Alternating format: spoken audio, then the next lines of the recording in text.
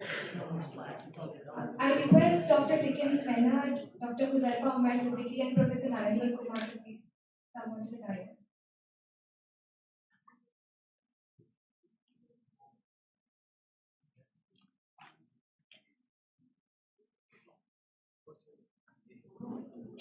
Before we begin with the discussion, Before we begin with the discussion formally, just a thing that we get in all of our JNU academic sessions is that this is a student-run organization, and we would like it if some of you are interested in donating, so that we continue to organize interesting sessions like this in the future.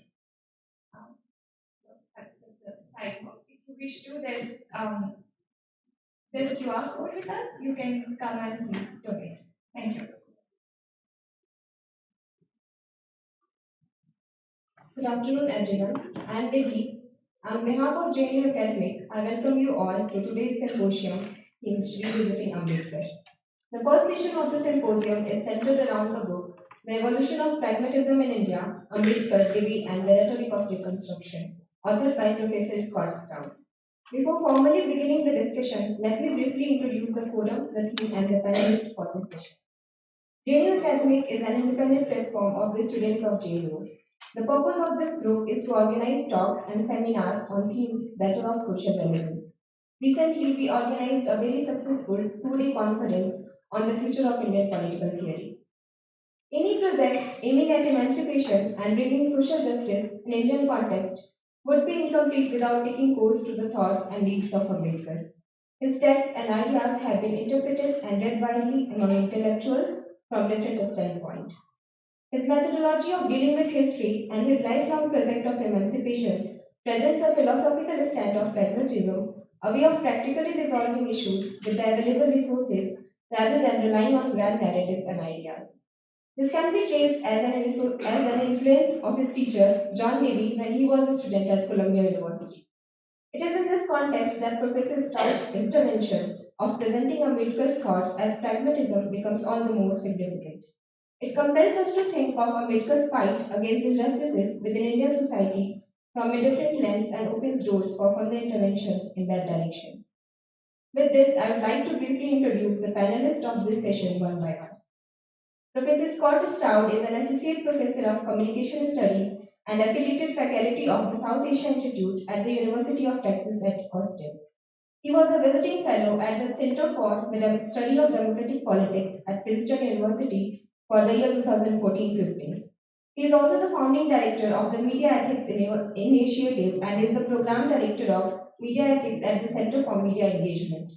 His area of specialization lies in the intersection between communication, philosophy, and culture, including the connections between rhetoric, individual flourishing, religion, and democracy. His published work include John Dewey and the Artful Life, Kant and the Promise of Rhetoric, among others. Our first discussant of this session is Dr. Dickens Leonard. He is an assistant professor of literature at Humanities and Social Sciences Department in IIT Delhi. His area of interest lies in literary studies, comparative literature, films and cultural studies, translation, and the history of anti-caste thought. His current research explores anti-caste intellectual thought and comparative cultural studies in India. He has published numerous articles and chapters on the same. The next discussant is Dr. Huzaifa Umar Siddiqui. He is a visiting faculty of English at Asoka University. He has previously taught at various colleges in Delhi University as well as NSUT, New Delhi. He is a regular contributor to newspapers and magazines like The Karma, The Telegraph, The Hindu, Outlook, as well as online portals like The Wire. His area of interest ranges from German idealism and British Romanticism to phenomenology, existentialism, and structuralist theory. His published articles include Ambedkar Gandhi and the Rise of Subcontinental Philosophy, Being Melancholy in Abandonment and Abjection, Melancholy in Philosophy and Art, edited by Satyavrata Das, among others. And to chair this session, we have with us Professor Narendra Kumar. He is currently the chairperson and a professor at Center for Political Studies, School of Social Sciences, JNU. His area of interest include political institutions, public policy, and political process, with a special reference to marginalized group, interface of religion and politics, and its augmented role in contemporary Indian politics.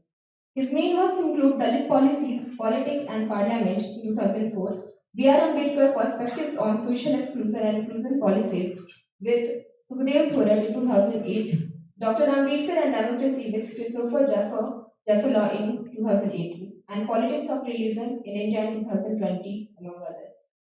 The format of this discussion is as follows.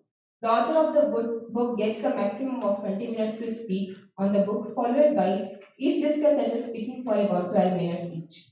The author shall reply to the discussion in the brief. After that, we open up the discussion for our student discussant, Himanshu Dhakar, and the larger audience. We are heartily grateful to our chair and speakers for agreeing to our invitation. Moving forward, I would like to hand over to Chair of the session, Professor Narendra Kumar, for carrying on with the further proceedings. Thank you.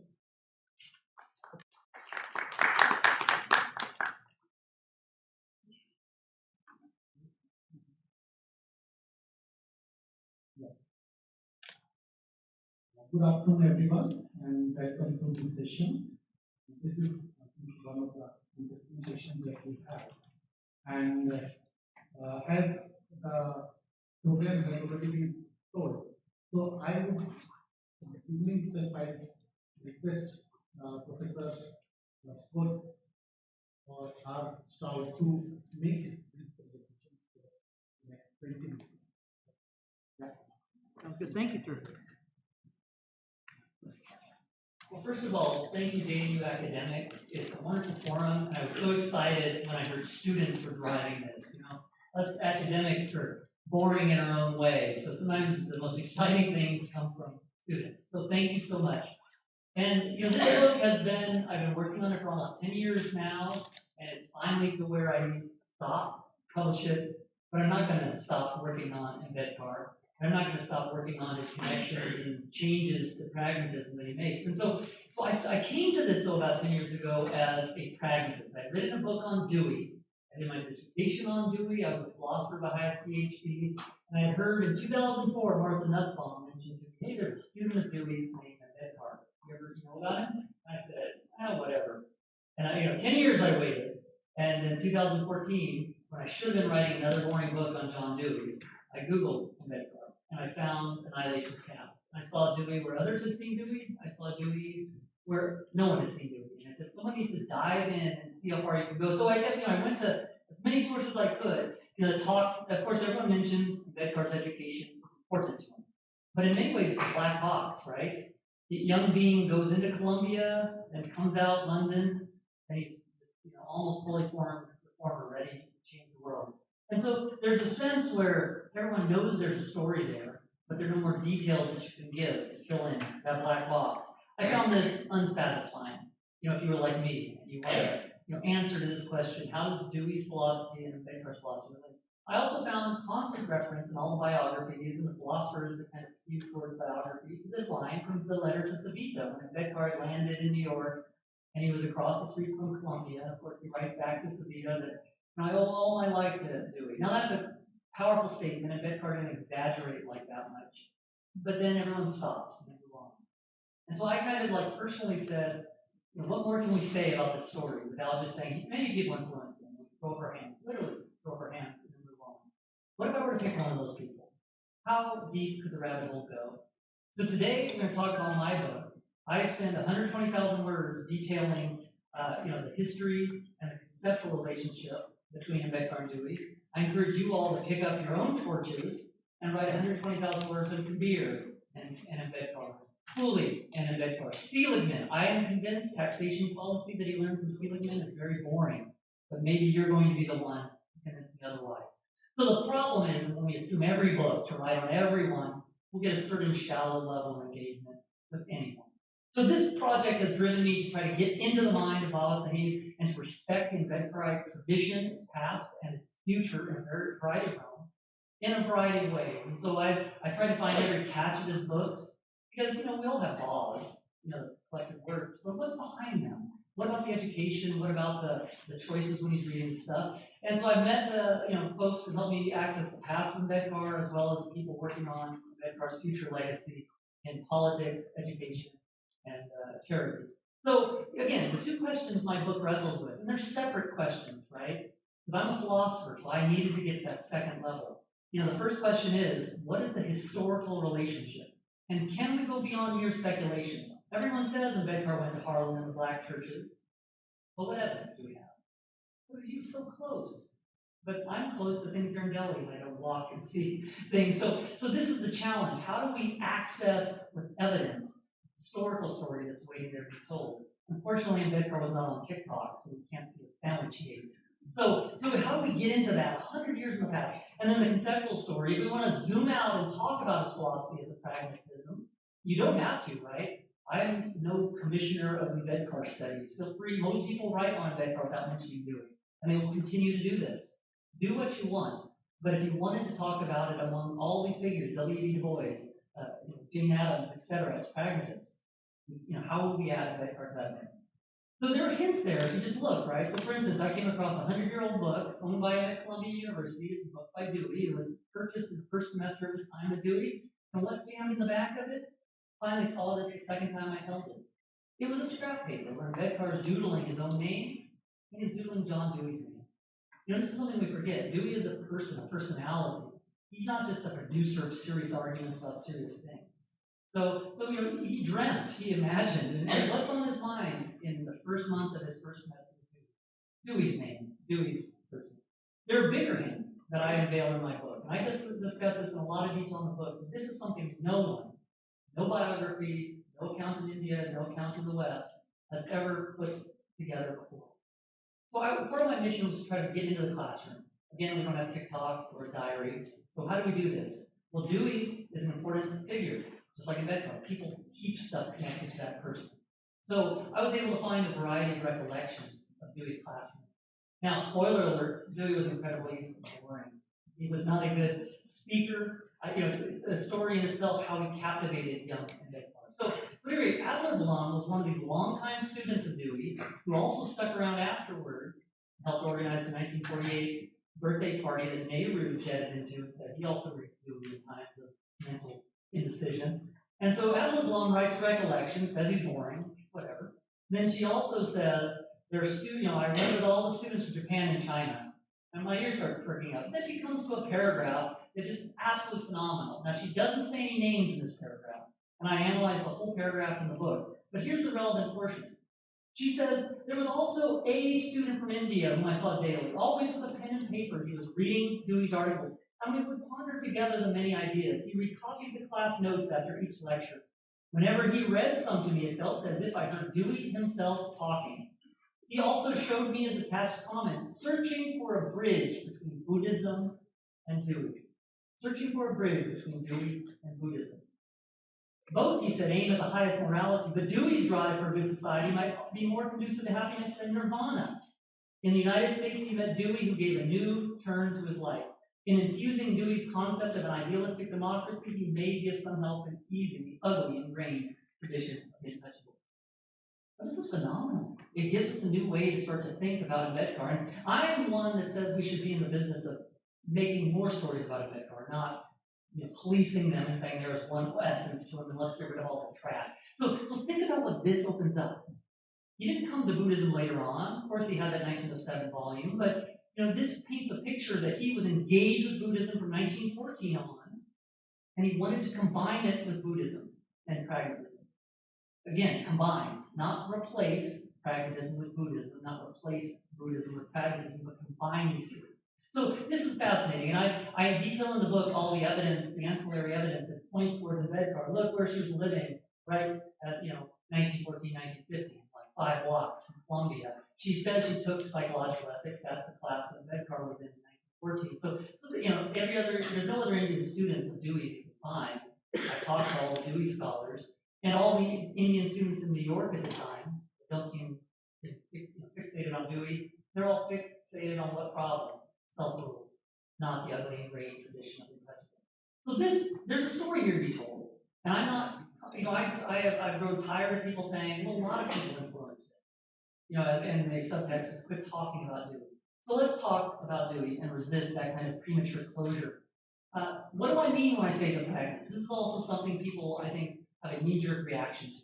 That pragmatism means one thing, I am reducing Ambedkar to that one thing, and he clearly is not that one thing. This is coded in, I think, non-useful assumptions. First of all, pragmatism is not one thing. It's denoting, in one sense, a historical tradition of thinkers that read each other, disagreed with each other very strenuously in some cases, and differed from each other in many cases. There's a conceptual sense. This is what Ambedkar uses in 1938 when he calls the Buddha of pragmatism. So there's a sense where there's a conceptual similarity between Buddhism and Dewey, even though Dewey did not take classes of the Buddha. So think about those two senses. This is where my project ambulates between historical connections of people that extend, resist, or ignore. And then there's this kind of conceptual story that can also be told. So I'm very dissatisfied with people that say, obviously he's not a pragmatist, because that just simplifies a very complex ground of debate. Also, it does not mean sameness. And you'll notice if you read James and Peirce for 20 minutes, it's a very simple amount of reading of them, you'll see immediately that they are radically different on their truth and meaning, etc. So Jane Addams is different from W.B. Du Bois, and they're problematic. And so we should expect Ambedkar to be different from these one counter. Notice that one student over there, that's Husserl. In my book, I prove, I think for the first time, that the classes Husserl took from Dewey that was so important. Husserl goes back to China, starts pragmatism in China, story thereof. He was in the same class, 1950, 1960, as a Ambedkar. So one class goes to China, and then goes to India. That's my story. So, what do we want to talk about here? Let me give you some parameters, and then I'm going to let the commentators take it away. I'm interested to see their reactions. The book is so much more detailed than I can give you, but I'm a little more picture-heavy, maybe more interesting to watch than my book, which has no picture. So there's a sense where we have to talk about the courses that he took. What specific courses do we know he took with Dewey? We need to know about his reception after 1916. It came largely through Dewey's books. And then the idea of what kind of topics might the commentators see that Ambedkar was playing with. I'm not going to go into detail on them, but I'll mention them. Let's talk about the courses. Now, places like Symbiosis University, University of Mumbai, you can find Ambedkar's transcript. It tells you courses. Ambedkar took 5 philosophy courses. 2 had a D next to them. You know who taught those? A realist opponent of Dewey, William Pepperell Montague. So any of those 3 classes, taught by Dewey. You know this because you find the Columbia course bulletins from those years, and those are the ones Dewey's taking. So Ambedkar voted for pragmatism for his speech. He left the other 2 classes. So those 3 Dewey classes are these: a psychology one, and then a whole year segment that Husserl also took on moral and political philosophy. There's no evidence that Ambedkar signed up for or was able to take Dewey's pedagogy class. Everyone speculates he must have learned education from Dewey. There's no evidence. Where he learned it was when he read Democracy and Education. So in those classes, and you'll see this in the book, again, I want to get into there. And what I found about 5 sets of documents that give us access to that fall 1914 semester on a day-by-day basis. I found Dewey's lecture notes. You see them scroll here. I found student lecture notes. That's type 1. But we know exactly what Ambedkar heard. So when everyone else says, Shotwell must have taught him this, I'm able to say I know exactly what he heard in Dewey's class. So you see him talk about impulses as something that aren't good or bad, or drives or desires aren't good or bad, but they need to be educated. And that's the task of ethics. It's not right or wrong, but finding more or less intelligent ways to adjust ourselves. Now in philosophy 131, 132, a whole year one, I wasn't able to identify Dewey's lecture notes in this, but I did find 2 wonderful sets of notes that were by classmates of Ambedkar from those dates. And the exciting thing was students get sick. But students get sick. So 3 of those days, who's the substitute note taker? Ambedkar. Ambedkar's listed as the substitute. So we know for a fact they had 5 classes on Fichte, 3 classes on Hegel, 2 classes on Marx, 2 classes on Kant. We know what Dewey was teaching. Surprise, Dewey wasn't just saying what he believed. He was trying to reconstruct all these movements in philosophy given their own context. So you get into the mind of Ambedkar through seeing these kinds of things. And that's also the class that we're in March. He and Husserl heard Dewey mention those 3 values that are in the Indian preamble. Dewey doesn't make a big thing of them in his pragmatism, but of course, as we know, Ambedkar's philosophy does make them touch them. Now, after 1916, I have not found any evidence that Dewey or Ambedkar contacted each other, wrote each other, or tried to contact each other. Okay, so no evidence that they had contact after 1916. So it's an interesting relationship, right? But you look at all his letters, I've looked at all of them. Whenever he writes his teachers, he's asking for something. Extension, apologies, my thesis was lost to a torpedo. Here's the new one. They're very practical in a sense. So Ambedkar was not in the business of small talk. So how did he keep up with Dewey? Well, it's through the books. And so it's the Dark College, Malin College, Raj Graha, Symbiosis, private collections. I have tried to put my hand, literally hold and flip through every book in Ambedkar owned that we have surviving today. I've even found some amongst the student stacks at Dark College that should be in the archives with their Ambedkar books. So I've tried to do this because we assume that writing is just coming out of someone's head. No, there's a process of reading, of thinking, of revising. So drafts, notebooks, annotations, all can matter in fleshing out the idea of what some thinker is thinking is possible or likely to put in their argument. So you look at this list. I found no other contemporary author, including Marx, he gets 2 books in the surviving book, all those locations. No one else comes close to 22 or 24. You can count these up. Multiple copies of some, 4 copies of Democracy and Education. So this line, we've all heard of an annihilation of caste. It's on the back of the law editions. Ambedkar underlines this in a characteristic way. Once you read see a lot of his notes, you kind of get a feel of how I was able to identify these books and check out the students that really were Ambedkar's.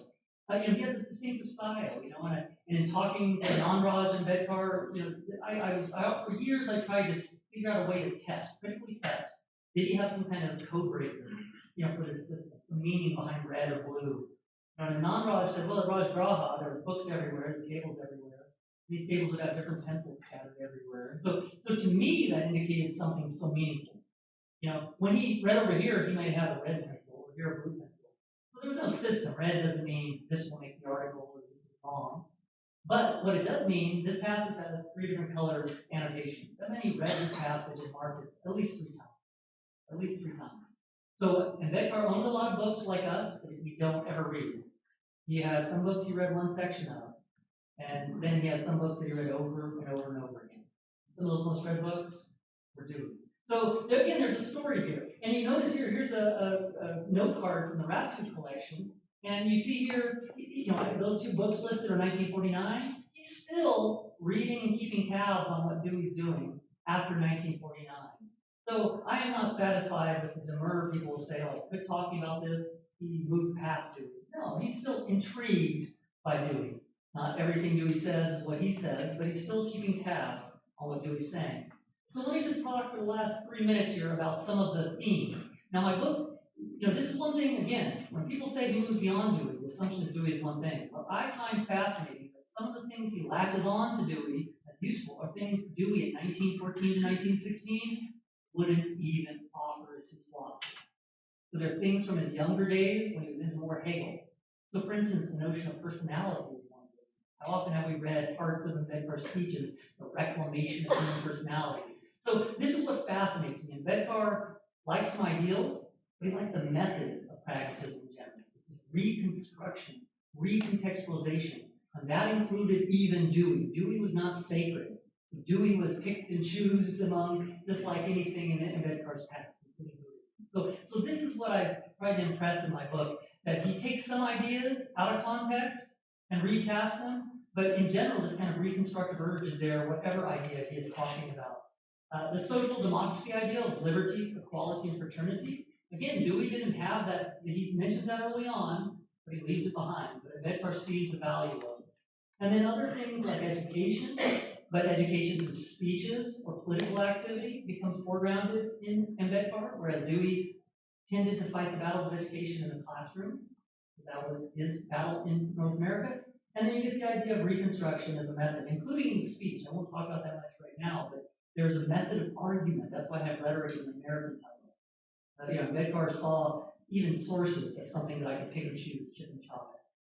So one thing that really struck me was the place the individual in Ambedkar's thought, especially later in his life. And this came out to me when I held this 1948 book by Humphreys. No other marks in it. It's on Karma and Rebirth. But in the table of contents, you see Ambedkar scrawled something. Hopefully you can make it out. But it's, what place has will and effort in the law of karma? So the idea that, you see Ambedkar's mindset there. He's interrogating a book on karma with the primary concern, does karma enable agency or disable it? So Ambedkar put a lot more weight on the individual in the dialectic between individual and community than Dewey ever did. Dewey did not have a real recipe for reformers. Ambedkar was a reformer. So his philosophy runs with this. And you see this also, he took a heavy hand in the creation and the sizing even of Buddha and his Dhamma in his last years, right? What does he put in every corner? A mudra. You find at Siddhartha College a book from the 40s called Iconography of Tibetan Buddhism. There's two mudras that have check marks behind them. So literally, these are the ones he's choosing from. Okay? Abhaya, blessing, and Parjani, menacing. Which one ends up in the corner of every page of the Buddha Dhamma staring at every reader? Menacing. So I don't think he means for his Buddhism to be violent. He clearly doesn't like violence, but he means for it to be assertive. The individual has to matter, whether that's Ambedkar, whether that's the Dalit Bahojans in his audience that he's trying to convince to convert, or whether that's the people empowered, or at least not oppressed, by new constitutional laws. So this is something I find very distinctive about Ambedkar's pragmatism, his philosophy, the role of the individual. So, and if you ever want, oh, wait a minute, Stroud, really, is this his philosophy? He doesn't use pragmatism every third sentence. Well, Dewey doesn't use pragmatism. But if you want to find the Mahavakya, where Ambedkar kind of puts his philosophical approach in its clearest form, it's here. Riddle 22, Riddles in Hinduism, where he says quite clearly, philosophy has its roots in the problems of life. And whatever theories philosophy propounds must return to society as instruments of reconstruction. So Dewey and Ambedkar share the skepticism of views like Plato or Kant that say there are certain moral answers, or even certain parts of the Sanskrit tradition Ambedkar wanted to see. They also share skepticism of the same pattern of reasoning used in Marxist thought, science, certainty among class conflict that's happening or will happen. So this kind of looseness of theory and world, the contingency of theory and world, and in that looseness and contingency, you find roles for individuals, personalities to matter, including Ambedkar. So there's many more things I could talk about. The book goes into so much more detail than me. I bring pretty pictures.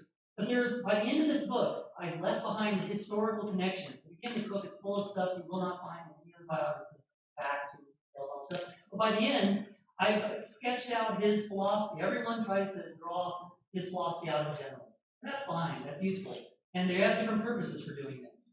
And my purpose here is to enunciate it as a new form of pragmatist thought. So by the end of this, I give you kind of the 5 commitments of his philosophy in the most general scope. So again, this book has tried to tell the story of pragmatism in India in terms of historical connection with the best evidence I can muster. And it also kind of points towards the future. I think in America, we need to talk more about Ambedkar's philosophy, wrestle with it, disagree with it in some cases. In India, I think Dewey should be one of the philosophical alternatives. And Ambedkar is one of these interesting hybrid features that really show us ways to take what works in certain contexts. So I thank you, and I thank the commentators for what's sure to be a wonderful way to help launch my book at JNU.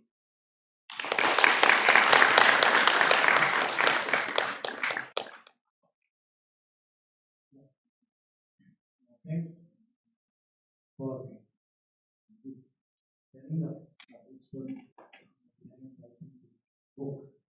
Now we request Dr. Dickens to make his contribution.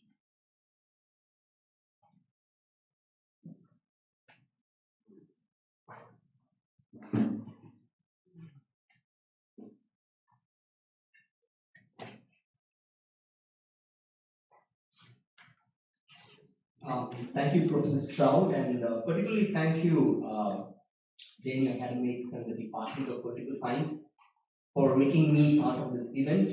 And we are all big admirers of what happens in JNU, the thought process and the possibility of what we can do with a life as it is.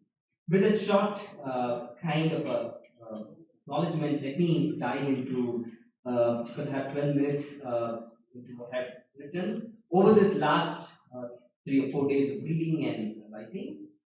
Thank you, Professor Stroud, for this introducing us in the history of Ambedkar's thought, and particularly in the reception of Dr. Ambedkar's thought as a reception, adding in through the dimension of Professor Dewey's thought.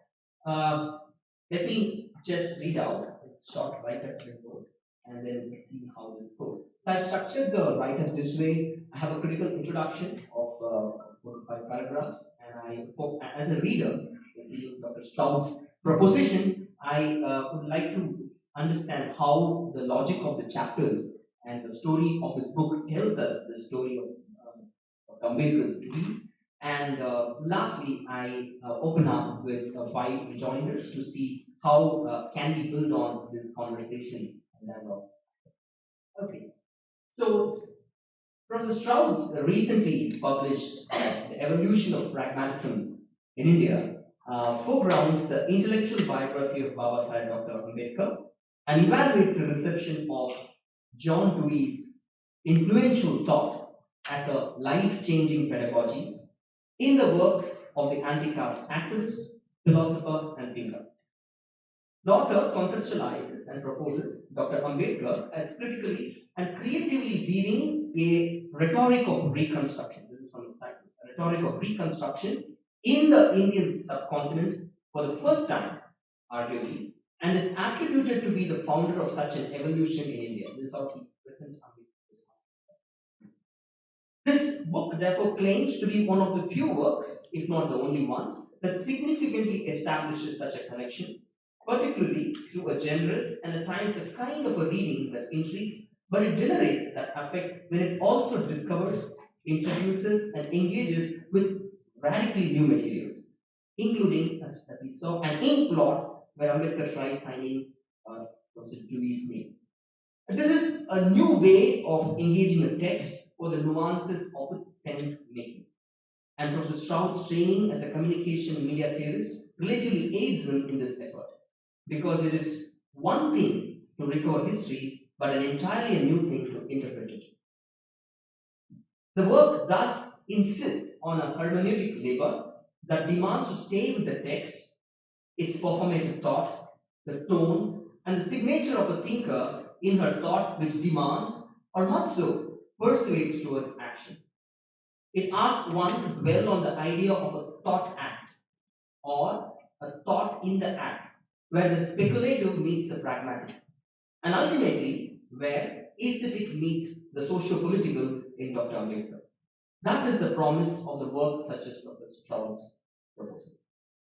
And to foreground this, Stroud shifts our attention to the history of Professor John Dewey in Dr. Ambedkar's life and his influences in engendering, or very simply cultivating, the life of the mind as action.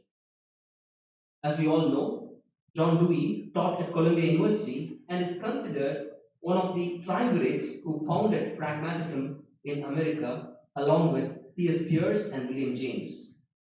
Professor Dewey, as demonstrated in the book, was a paradigmatic pedagogue, in the words of Stroud, whom Ambedkar went back and forth throughout his life in weaving his own generation of thought, as it were. And it is this evolution of thought process, which is pragmatism, which is a thought movement in India that Stroud tries to trace in the life, works, and thought of Dr. Ambedkar. That is, to trace in Dr. Ambedkar a Dewey who is within, always laying forth and guiding in, particularly in his reception, the influence, the resistance, and the reconstruction. In other words, it is Dewey who undergirds Ambedkar's writing, reading, and speaking in a sense. In this attempt, indeed, and that's a fascinating part of the book, Ambedkar's love for words and what they can do if they are used in the right way to address the right people. This is a quote from Stroud, is considered as an aesthetic gesture. Ambedkar becomes a rhetorical figure. Rhetorical here is used in a very wide sense to Aristotle, which is persuade and argue, or what Stroud calls a rhetor, and he has to be treated as the quintessential speaker of a kind. Quintessential speaker of a kind, and has to be considered as a man of many words. What one expects then is this dimension of the biographic Ambedkar, with his many speeches, the aesthetic dimensions of it, the style of the speech, the way with words, and the argumentative aesthetic of his presence as a voice that stamp it as Ambedkarite. Right? But however, the book is as much a book on Dewey as well as it is on Dr. Ambedkar, if not more. Coming along with 5 other biographies this year, all by men nevertheless, this book is indeed different as it highlights Dr. Ambedkar's early educational impressions around the 1910s America, which had a significant impact that stretches throughout his entire life and body of work, politically and scholarly. With 5 chapters, excluding the intro and conclusion, the book, I know this is the second part, explores the evolution of pragmatism in India and foregrounds the vision by the end, by the trajectory of the book, Ambedkar's Navayana Pragmatism. While doing so, it recaptures the history of a brief relationship between Ambedkar and Dewey at Columbia University, such as Prof Stroud shows, and tracks the genesis of Ambedkar's reconstructive gesture, which he calls rhetoric, which is reading Dewey through the review of Russell's book on Reconstruction. This is his earlier chapter. Then the third chapter, which has the Stroudian touch for me, discusses and reflects on the reconstructive rhetoric, appropriation, and the strategic use of referencing. Here, Stroud sees how in Ambedkar's speeches you see a Dewey hearing, the hearing of the Dewey. And this is particularly played out while using or while treating Dr. Ambedkar as a speech maker before the Southern Committee. This is used as an application to study pragmatism, and which calls in for importance of reflection and close reading of annihilation. Later chapters does it through evaluating Ambedkar on education, particularly force, idea of force, concept of force, the will to convert, built from the second chapter. The last chapter, which highlights a vision of Ambedkar's Navayana pragmatism, all this via the idea of echoing of Dewey's pragmatism, or in Faith Miller's concept of voice merging, is a kind of a rhetorical technique indeed to study the whole project in the sense of. However, two questions largely, or phrases, prompt us to think even before we start the book. Why a biographic Ambedkar, albeit in particular when Ambedkar avoided writing a biography himself? And this comes always and again, and particularly in this book, it is all the more adjectival about it, which is an introduction. Secondly, why an evolution? I highlight about evolution of pragmatics, and not so much adaptations or much incisively echoing, kind of an echo of it in India. The last chapter even calls the evolution of the reading of Navayana Buddhism as a Navayana, and its ordinator as a Navayana pragmatism of Ambedkar. Coming from this kind of an inflection through the reading, we have like five larger kind of a co-thinking or co-thought along with the reading. Let me account it one by one. By the second chapter, one gets a sense that the ever-evolving program of reform and reconstruction in Ambedkar, which was part of his Western sojourn, is a preparation for Ambedkar. That's how until second chapter it gets right. And it seems from then on he had to re-immerse this thought itself using the Hindu culture as such. In the sense that pragmatism had to respond to the Hindu untouchable Ambedkar as the only subject that touches it. Can you think of Ambedkar as a thinker beyond this imagination of the receptive subject as a Hindu untouchable? What about his Kabir poems and so on? The subject is preconceived as a Hindu untouchable figure who has to receive and pragmatism has to respond. So this is something which kind of stays on and doesn't get answered for them. So that's a kind of this has this interlink with the notion of reconstruction, because that's the thrust of the book, I think, because the reconstructive aspect of pragmatism is the kind of if you want to call the USP of this distinct book. Now, in another sense, for Ambedkar, as we all know, reconstruction goes along with a constant deconstructive act, which starts off even in his earliest piece, which is calling caste as a mechanism as such. So where one needs to deconstruct caste and racism. So one was wondering while reading it, how does the act of deconstruction travel along with this proposal that there's a reconstructive regime or a reconstructive thrust in Dr. The third point is largely is a question on recent works that have foregrounded Dr. Ambedkar's notion of imagination. And I think there's a very interesting way in which Prof Stroud takes off the idea of echoing in the second chapter, third chapter, and actually foregrounds a very generative or generous and generative reading on the idea of appropriation. But for Ambedkar, imitation is also infective in a sense. It's infective imitation. So if we place imitation, echoing, appropriation in its literal sense, then what is perhaps also called in for Ambedkar is also his defense of originality but also creative imagination. Because for Ambedkar, caste doesn't allow original thinking or thinking itself. So, for example, in his later text by 1940s, who were the Shudras, who were the untouchable, the riddles, and so on, there is this defense for, or there's a claim for an imaginative relinking of recovering the history. So, how does the project of because this doesn't appear in the work, these books doesn't appear in the work point. I think that's a third point. From the archive of Ambedkar, how does it look at originality and creative imagination along with echoing? The fourth question is on the question on from the last chapters, and I think the last two questions will be from there. Is the question of Navayana, where Dr. Ambedkar's Buddhism and pragmatism is seen as a new vehicle, and the last chapter is titled in that sense. So the new vehicle which has to keep moving. And today there are Ambedkarites who move the vehicle of Ambedkarism. So how do we understand Ambedkarism as a new kind of pragmatism? Is there an Ambedkar pragmatism which co-appears with Ambedkarism?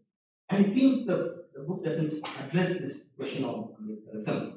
So from that question, and importantly, Prof Stroud is almost presented as a work of book history here. So it's a question of audience, and this book itself as working this idea of a rhetoric as such, particularly in the context of studies in the book history project, where a book is not a book in and by itself, but it operates within a communication system. How do we understand a book such as this within the circuit of the circuit audience such as the Ambedkarites, perhaps the Deweyites, and also the uninitiated?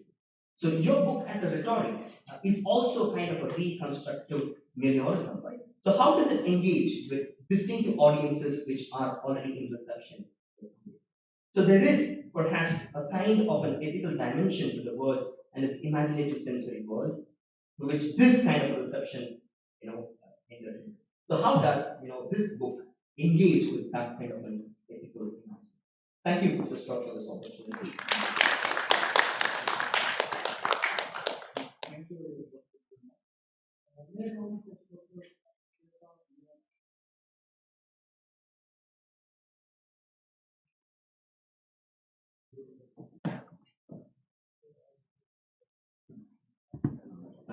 Thank you, JNU Academic, for inviting me, and thank you, Professor Stroud, for this really lovely book, a work that I think a lot of us have been waiting for quite some time, which is that at least show us or demonstrate how Ambedkar, who has been kind of, you can say, not studied in depth with regard to one thinker, as Professor Stroud has done in this book, and also to show how he is not just a student of this thinker, but also contributing to certain impasses, certain problems, certain lacunae in his thought. I think Professor Stroud's book really makes that contribution, or at least shows how Ambedkar attempted to make that contribution to pragmatism or to philosophy as such. And I only have a few questions to Professor Stroud, which I'm very glad to have the opportunity to talk with him today and in front of all of you. So I would just want to begin by saying that I'm not so conversant with the pragmatist tradition or the classical pragmatist tradition. I'm more, so I have read more of the contemporary pragmatists, for example, someone like Robert Brandon, in expressivist pragmatism. Right? And in that kind of pragmatism, the major point put forth is that there is a kind of a break that happens with Immanuel Kant in Western philosophy.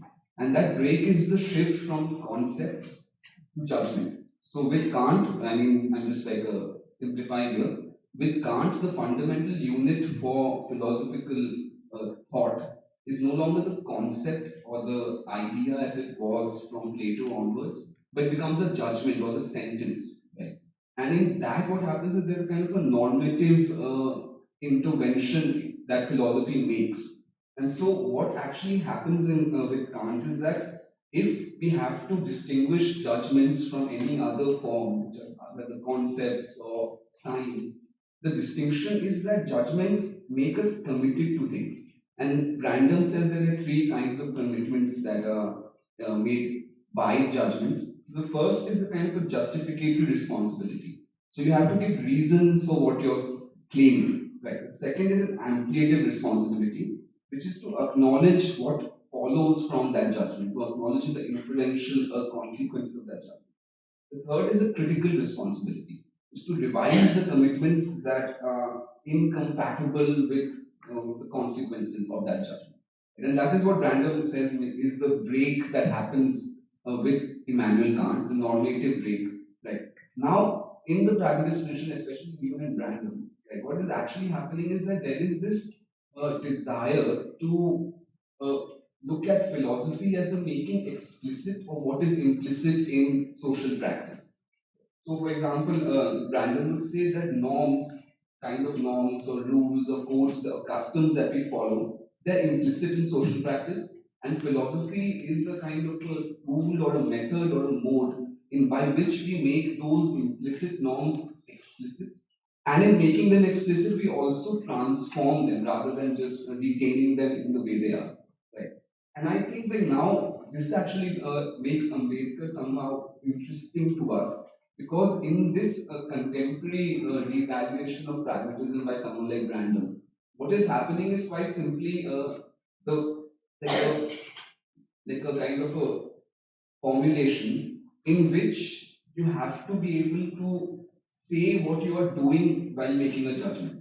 This is what the Brandon's you can say making it explicit on books other books are trying to bring out. Right? But when it comes to someone like Ambedkar, and I think Professor Stroud's book is one that at least poses these questions in a certain very interesting way. When it comes to Ambedkar, we have to think about these this kind of making explicit of the customs and norms that exist in a society, and figure out whether Ambedkar is actually concerned with this dynamic or dialectic of explicit and implicit at all. Right? Because the first question that I want to ask you is that is Ambedkar's break with Hinduism born out of a desire to either actualize the normative society, which does not exist yet at that point of time. So there is no society in which this movement of the implicit norms can be made into explicitly realized reflective morality, as you call it. Or is it the case that he says that there is a, like a necessity for us to replace this dynamic of implicit and explicit with principles? Right. And now, when it comes to the question of principles, like we also have to ask what are these principles or how are these principles structured? And in your book, you say that they are structured as kind of pragmatist or flexible principles. Right? But I think there are three ways in which we can think of them, and I would like to ask you whether which one of them fits Ambedkar's thought in a more precise manner. The first is are principles transcendental conditions of possibility. So, for example, we all know Ambedkar prioritizes three principles: liberty, equality, fraternity. Right? So, are they transcendental conditions of possibility of thinking, of rationally thinking at all? Right? So, to be a rational thinker, you must already have these conditions inherent in either your mind or in your social praxis for there to be rational thought. There can be no rational thought without these three conditions. That's the first way we can think of these principles. The second is that either Ambedkar just chose these three principles from a box that with many others. So kind of contingent choice of these three, or contingent decision on these three made from many others that could have been.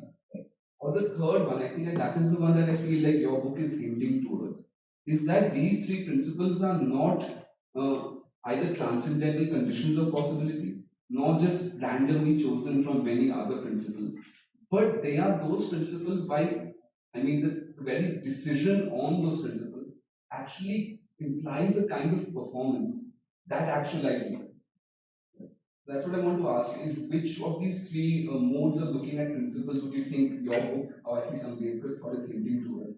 And the third question, which is this, the final question that I want to raise before letting you speak, because you have come a long way and we want to hear you. Right. So the third question I want to ask you is that there is this constant like dynamic that you make between habits and conscious reflective morality. Right. Now, could you say that in Ambedkar these two are being mapped onto the dynamic of implicit explicit? or is a habit something that is unconscious and can never therefore be raised to the level of consciousness?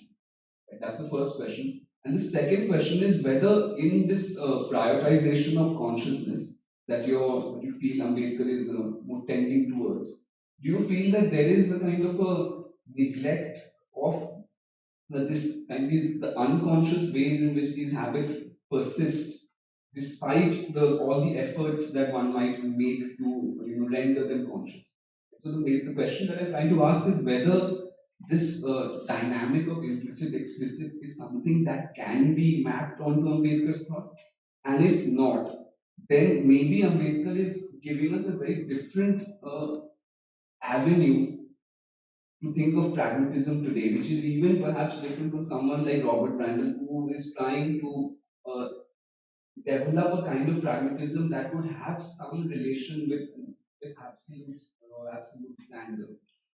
These are the questions that I have. And I would like to thank you again for this book. It was a lovely read, a very dense, lovely read, and something that I feel has really contributed to our understanding of Ambedkar. And as Professor Stroud said many times, there has not been this kind of a dedication given to uncovering Ambedkar's not just debt to a person like John Dewey, but also the contribution, also the kind of a way in which he pays that debt back with interest in a very, very profound way. So thank you again, Professor Stroud, and I hope the questions will. Thank you.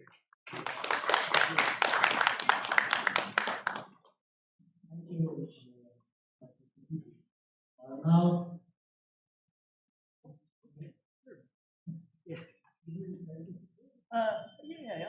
I'll be brief. I haven't been playing on TikTok on my phone. I forgot a pad of paper, so I have to take notes like my students with my bad eyes that don't have. Professor Leonard, thank you so much for your initial points there. And one of the things I found just going through the Ambedkar literature is, we can bring all kinds of things to Ambedkar to make sense, or better yet, make a use of them. So some people bring in Gramsci, and Ambedkar didn't write on Gramsci, but you can do something exciting with Ambedkar and Gramsci. So I was particularly excited by your use of deconstruction, because you're right. I mean, there's a sense where there's oftentimes maybe not destructive, but like more taking down. So for instance, in 36, he says, I'm out of the Hindu religion. He leaves. But what's fascinating to me is, I think of conversion as conversion too. But there's a sense where conversion involves the pre-step of getting out of something and then going into something, even if that something is just atheism at the beginning or something. So yeah, Ambedkar takes his time, and sometimes the first step of that is something that we see as tearing down. Another spot that he's very, destructive maybe, is riddles in Hinduism. This book has always intrigued me because he's right next to Buddha in his Dhamma, where he says, love your enemies. And riddles in Hinduism is very harsh. And I think that's part of his commitment to criticism and respect, is it's not just being nice to other people. Sometimes respecting someone's arguments is engaging them on a level of argument in a very intense fashion and not sidestepping that. So yeah, it's intriguing to think about him as a deconstructive figure. I'm not ready to go all down that road because, well, for instance, my friend Chris Queen in one of a chapter said, Ambedkar's reconstructive hermeneutic of the Buddha and the Dhamma is postmodern. This is how he made sense of it.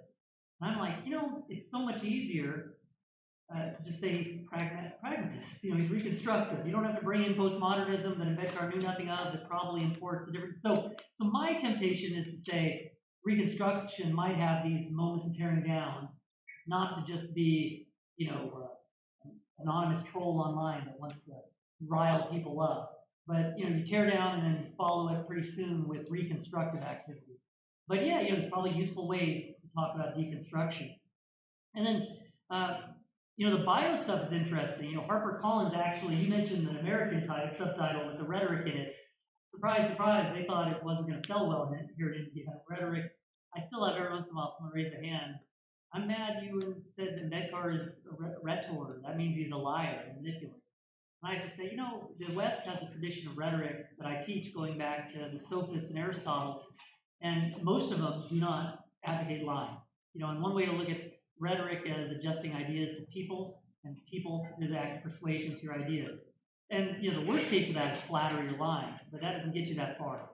But Ambedkar was a masterful speaker. He knew how to talk to this illiterate audience. He knew how to talk to these English-speaking Buddhists. So there's a sense where, I like the addition of intellectual biography in the title, but there's a sense where I wish that rhetoric angle. But nonetheless, I did not set out to capture every aspect of it. And that was the thing I demurred to the publishers about. They said, well, it's an intellectual biography, not the. So that persuaded me. Maybe particles matter. So yeah, I want to emphasize that to you is that there's a sense where I'm wrestling with his life, but from my vantage point, which is as an American philosopher who likes Dewey, but was always unsatisfied with Dewey, and then I see in Ambedkar in many cases the sort of philosophical outlook I always thought was there in Dewey. So that's kind of my perspective on this. You all can take different perspectives. And I think one thing that helps us all do this is Ambedkar was complex personality. I call him a rhetorical figure because he was not concerned with issuing forth essays that mapped on to parts of his theory in his head that went together as a seamless whole. He would say certain things, like in the 50s, about liberty, equality, and fraternity that were part of his selling of Buddhism as an alternative to communism, as a way to convert. So, he says, I got these ideas from the Buddha, but he probably really got them from Dewey's class, but the important question to ask is not where he got them from, but how he's using them. It makes no sense for him to talk about the good old days of his class when he's trying to convert people and convince them to seek self-respect and demand respect from others. The caste system denied them. So this is what I mean when I talk about him as a rhetorical figure. Not that he lies, but that he adapts his message and he emphasizes what his audience needs to hear. And the bad sort of rhetoric, we think, tells an audience just what they want to hear. And as Plato said, that person gives up all their power to the audience. And Ambedkar never gave up his agency. He believed in it, he philosophized about it, and he practiced it. Who converted first at Diksha Bhumi or Nagpur? It was Ambedkar. And then people were free to follow him if they wanted. So I really love that kind of focus on agency in Ambedkar. And I think that biographical feature has to come through when we talk about his philosophy. I mean, you could talk about Kant all day, but you don't have to mention how Kant smoked a pipe and fell asleep in his chair every night at 5 with his buddies in the room. You don't need to bring in Kant's biography. In some ways, his philosophy is bloodless.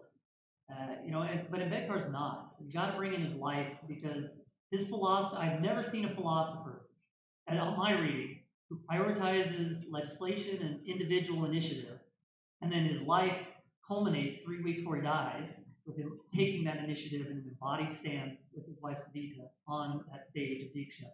No one else has done that. Dewey's life didn't culminate in teaching a final kindergarten class or something. This is why we put garlands on Gyanti around the Ambedkar statue, not these other things. His life informs his philosophy. It doesn't exhaust it, of course.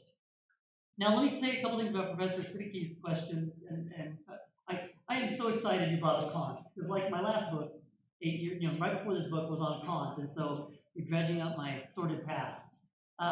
But yeah, the whole idea of judgments and how much does a predicate and a subject stick together, and Brandom and all of these neo-pragmatists that we call it, are worth reading. Now, I have not been particularly enamored by Brandom's form, or even Rorty to extent, because they get hung up on the problematics of analytic philosophy. And so just hearing how you use Brandom, my worry is a classical Deweyan worry, which is, Dewey once described philosophy of his day as, the epistemological lockjaw, or the lockjaw of epistemology. Your jaw gets stuck, from just talking about these things that have no connection to practice. And so one thing I've always found lacking in Brandom, others haven't, and others find other values, is the meliorative turn. So for instance, Dewey writes 300 pages on art, try to get us to see art outside a museum in everyday life. So that's a nice example of how theory needs to be practical, even in just the hands of one reader. And sometimes I don't see that in Brandom. I think Brandom's wrestling with the right account of predication or commitment. Maybe down the road there's a use. But the way you apply Brandom to Ambedkar is fascinating. And someone needs to do that. And it might bring out new things in Ambedkar, like Ambedkar and philosophy of language. I've never thought of that as an area to mine, and I'm sure not qualified to mine it, but maybe you are. But yeah, the way Ambedkar argues will implicate some of these decisions, whether he knows it or not. The thing about principles you bring up is fascinating because I think you capture something I didn't say in my presentation here, but I really see as a hallmark of Ambedkar's pragmatism. Dewey's pragmatism was so contextual because it was resisting people like Kant that said there's a moral law that transcends any context. So Dewey, when he taught that class, 1915, 1960, Husserl and Ambedkar, what does Ambedkar hear? Dewey go into these contexts and say, why did Locke say, well, we think they're silly things, but they made sense in the base Locke was in. So Dewey had a huge respect for context. And one of the most unsatisfying things I and others have found about Dewey's philosophy, about 1920, he says in Japan, in the Reconstruction lectures, he says, there is no ultimate endpoint to moral activity except growth. Meeting the demands of a situation and then preparing yourself to meet next week's demands. So someone like my example, cocaine, someone who's addicted to cocaine, feels good now, but they start an addiction that eventually leads them into trouble. So sustainability and meeting your needs and the environment's resources and the social environment, this is the kind of balance that he talks about. But the problem with that, right, that's like an immanence, that's a contextualism. You want to make it not a relativism. And Dewey thinks growth gets you out of that relativism debate. But you know what Ambedkar was thinking, right? Is that if he has to find standards for critique in his, what he'd consider a Sanskrit tradition, he wouldn't be satisfied. He couldn't critique it as harshly as he wanted. So I agree with your third level there, that they're not just randomly chosen. They don't come from a context, but they're not transcendental. So in the book, I call them this imperfect term of semi-transcendent principles, or really ideals, moral ideals. They're not in the mind of God, they're not in pure reason, but they don't just come from this community. And if I go to another community, I say we got to start afresh. I really think Ambedkar thought it was useful if wherever you are, you say, does that community balance liberty, equality, fraternity? Now, you've got me to think more about how those operate, and I got to think more about the random angle because it's my, But one thing, how I think they operate, they're obviously contingent. There's nothing that says you've got to valorize equality, liberty, fraternity. In some ways, he picks these. But I think the idea is that he picks these because you and me in community will find out it's better if we emphasize equality next to fraternity, next to freedom, than if we didn't. If we just emphasize my freedom and not yours. So this is a very Deweyan idea. Community should take charge of its affairs. And what Dewey calls it, only the person wearing the shoe knows where it pinches. So if we're all in the shoe, we all know the fit or what's wrong. So those are semi-transcendent, but I think the magic in them, why they work, is because there's a balance. And equality is always more grounded in Bedcrite scholarship, and I see why. Because you feel injustice and a pinch of inequality. But the fraternity stuff I find fascinating. In America, we're wrestling with this, where people on this side of the political aisle hate the other side, and they just try to take each other's power. They have to live together, but they don't want to live together. So this is not deep social democracy. Your attitude towards the other is not as a shared companion, even if you disagree, as an enemy. So I think that fraternity stuff is something I need to start thinking more about, and what it implicates in how we argue, right? Is there ways I can argue? Look at Twitter, where you just try to score points or embarrass people. A lot like something Hitler would have said. This is the kind of silliness we say on Twitter, because the medium makes us talk in such a simplistic way. But as my commentators show, you could disagree and be a sign of respect. So there are different norms in those kind of argumentative endeavors. And I think some of them, you could squeeze Ambedkar in a way and see how they relate to fraternity. And this might be an expansion on Brandon's rather bland way of cutting it up. So yeah, this is one thing I want to encourage folks to do, is be creative, put people together, tell stories you haven't heard before, whether that's Brandon and pragmatism, whether it's deconstruction and Derrida and Ambedkar, or whether it's Ambedkar and Dewey spelled out in too much detail, perhaps. I thank you for your attention. I thank you all for your thoughts on this. It's very useful.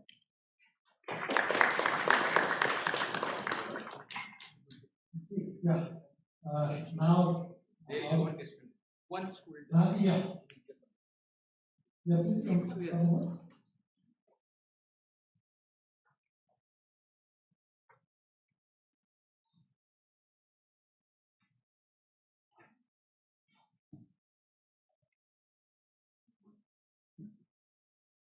So first of all, I think we should applaud Professor Scott for the detailed resources he used.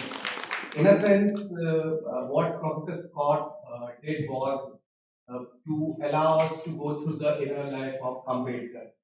It's very significant that how Ambedkar became such a powerful intellectual, and how he, with his use of rhetoric, reconstructive, and all what he read during his American days, he was able to do so. So I just loved how you annotate all those things.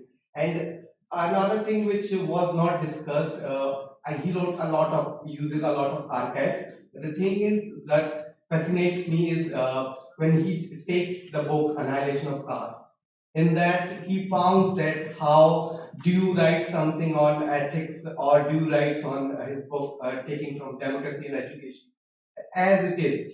Ambedkar is reconstructing, putting it, due writing in the context of industrialism, how industrialism is curbing the freedom, and taking it into annihilation of caste, and how Ambedkar is looking into his society and finding the parallel between caste and a capitalist society. Uh, one question for Professor Scott is, if you see, you call Ambedkar as the one who evolved pragmatism in India. So I want to ask you this thing: before Ambedkar, was there a pragmatist tradition in India? Ambedkar himself said that he had three gurus. So Phule is one of them, and how people before Ambedkar uses this process of reconstruction rhetoric. I think for someone like influential reformer, activist, or anyone, they also uses these kind of rhetoric and uses other contexts to make a point in their homeland. Sure, can we get your name? What was your name again? Wait, thank you so much. And yeah, I mean, there are stories that have yet to be told. I've been talking to students right before this talk about Kanchiram. Kanchiram's pragmatic in a sense, and the thought, there's pragmatism in a sense where you're effective. And there's pragmatism in a sense where you either think out more explicitly what you're doing in your speeches. It sounds like that's what Kanchiram was. So clearly, there are a bunch of stories we can tell if we want to have this creative junction of pragmatism as kind of an approach. So, for instance, the Buddha, don't worry about where the poison arrow came from, worry about how to get it out. Don't stare at the raft or the finger, look at the goal. This is very much a pragmatist theory of truth. But there's still that historical story there. Buddha did not take classes from Dewey, Dewey did not class. So yeah, there's both of these kinds of stories, and I encourage you to tell these.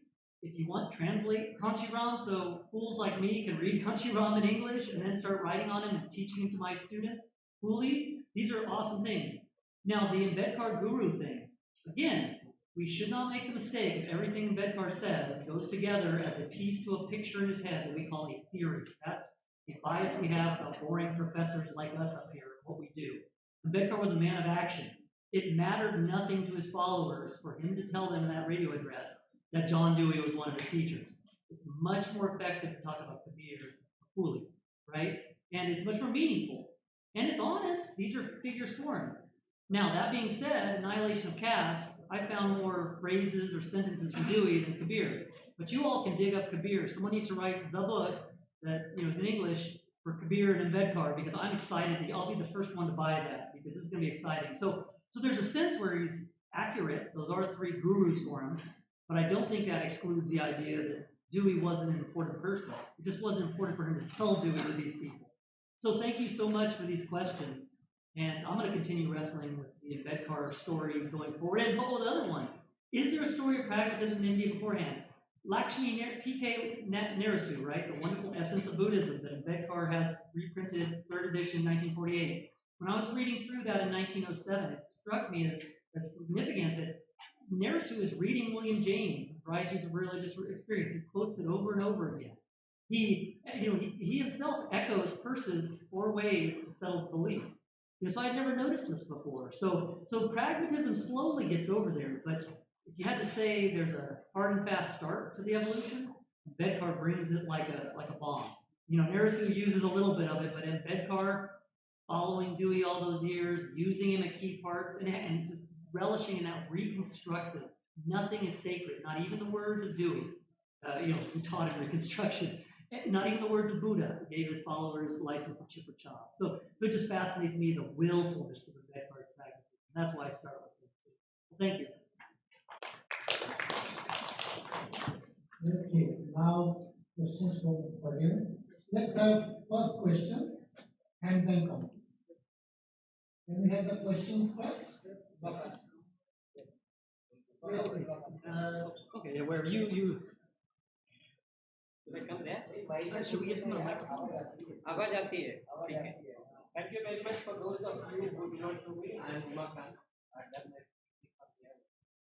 My question to Scott is very simple. I'm trying to be speculative, or perhaps you can also say I'm curious. That how much similar or dissimilar Ambedkar was to, say, Bertrand Russell, or to even to the Fabian socialist. Because if we stay in the UK, I see a lot of similarity between Fabian socialist and Ambedkar's work. So, did you encounter such kind of material while writing this book? Yeah. Dewey didn't talk much about economics. So, he didn't encounter Fabian socialism through Dewey. He surely did somewhere else, right? He was studying with him in London. And hopefully someone drags up the notes that Lasky and Webb and whoever these folks were giving him. I've read the Ambedkar book in London, but Ambedkar in London book, but I'm still just like, why haven't we been able to get in the classrooms? Now, the Bertrand Russell thing is interesting, and I go over to my book, but I think what he saw, Bertrand Russell was a frenemy of Dewey. You've all heard this term, hopefully, a friend, enemy. And so, like, when Russell and Dewey were both touring China, giving huge lectures, Dewey would embrace Russell with his presence, but he would stand outside the door to listen to what Russell was saying. That's how curious he was. So Ambedkar hated the Gita, but he would attend to Tilak's commentary, etc. So Russell was an enemy of Ambedkar's teacher, and Ambedkar kind of pokes at him. But, I think what he really respected in Russell was that Russell was giving speeches as a way to try to change society. Dewey did not think of that as a way to change society. So he sees part of Russell that he's going to keep with him, even if more comes from Dewey or this other stuff. But Russell had a very Platonic view of truth, and that kind of corresponded more to Senaton tradition that Ambedkar wanted to take aim at. So it's a fascinating question to think of all these figures. And I wait for everyone else's books because there's just so much to learn here. Thank you, sir. So we'll have three questions together, and then this is what Sonia. Yes, sir. Sir, good afternoon. My name is Shalit. Yes, sir. So my question is, sir, since you gave no pragmatism before, what do you think about Hotelier in that sense, sir? And sir, what is the difference between pragmatism and realism in IR? What we read? Isn't realism? Are they interrelated in any sense? There was one more question from your side. No? Any more questions? Yeah. Yes, please. I have a question. As an expert, on pragmatism, how do you think a pragmatic should navigate in today's politics of right wing, especially in the context of India and even last regime of Trump, then Georgia Meloni in Italy, and other things. So, as a pragmatist, how a pragmatist should navigate their politics? Any other question? Yes. So, Professor Scott said, how. Please introduce yourself and then. My name is Raghav, CPS, PhD first year. So, you mentioned how, Ambedkar has probably taken his principles of liberty, equality, fraternity from John Dewey and Lord Buddha. So, to make that claim, there is a lot of talk about reformulation of one's, cultural roots when we talk about New Buddhism. So, a lot of people who are opting for it, they're kind of refashioning their cultural root and they're rejecting the degrading cultural tradition which is ascribed on them by Hinduism. So, how do we, balance both of these claims that, a central axis of Ambedkar's writing on Buddhism, the liberty, equality, fraternity axis, that is coming not from the Buddha, but from, let's say someone like John Dewey, who's, so foreign to India's context? These are great questions. Let me answer the first and third first, and then we'll get to the other question because they're all it makes sense this way. But, realism and pragmatism, there's a sense where you could identify in India pragmatists, okay? So you find Buddha as a pragmatist, and someone needs to write more on Buddhism and pragmatism from a conceptual angle. But the historical story is separate from that. But realism, though, realism in my view is the commitment that there is a real world. I have good reason to believe there's a real world. Typically, it goes with the correspondence theory of knowledge. So things that I count as true are true because they mirror or connect to part of that world.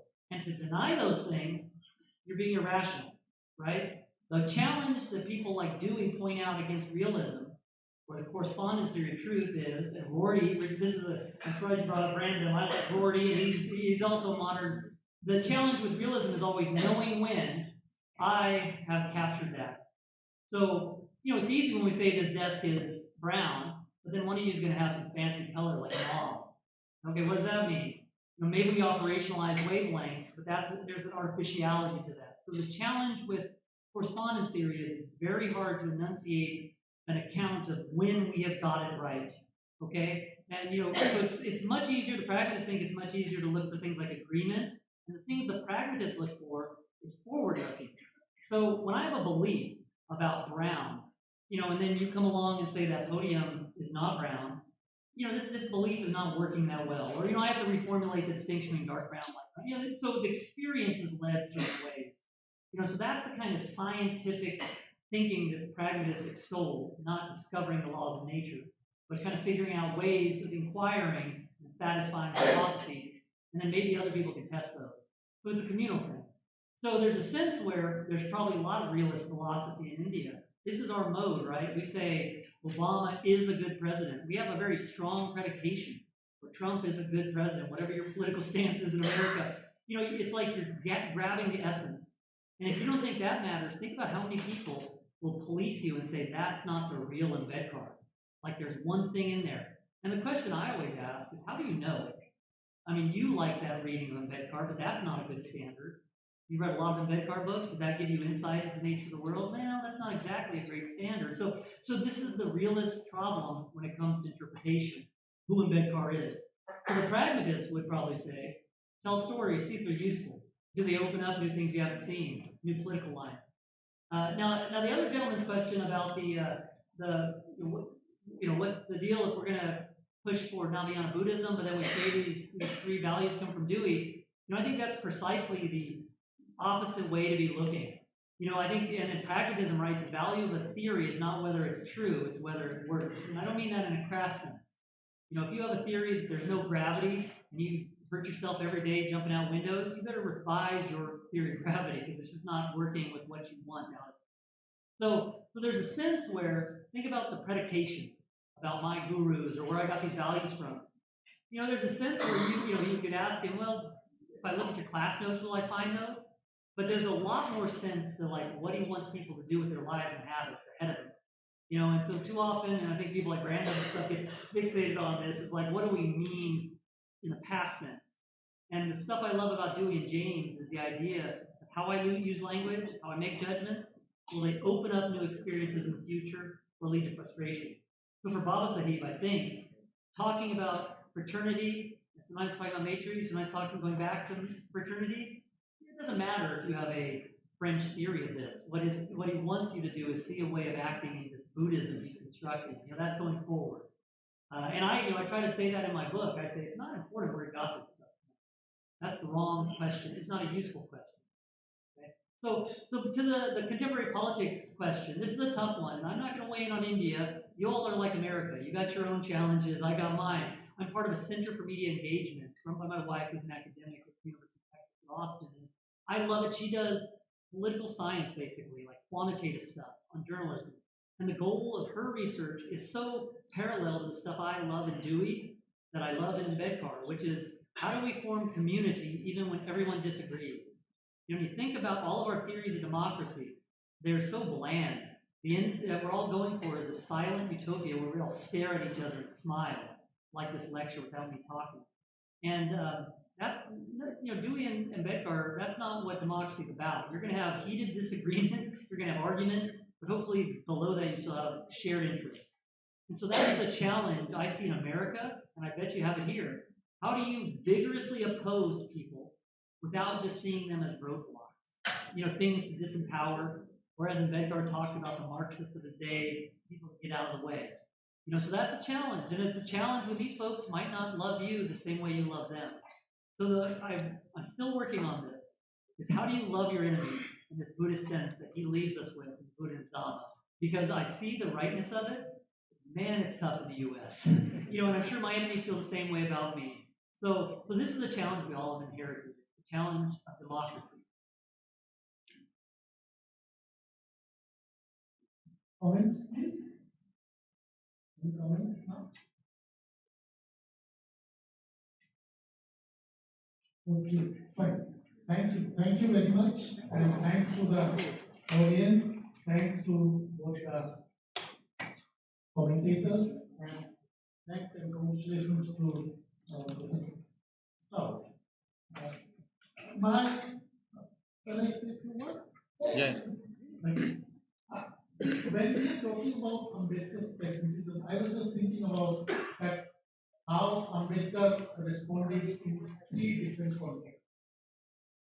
One, wherein there was a question of private property discussed in the Constitutional Assembly, and the party in power, that is Congress, goes for right to private property. That's one.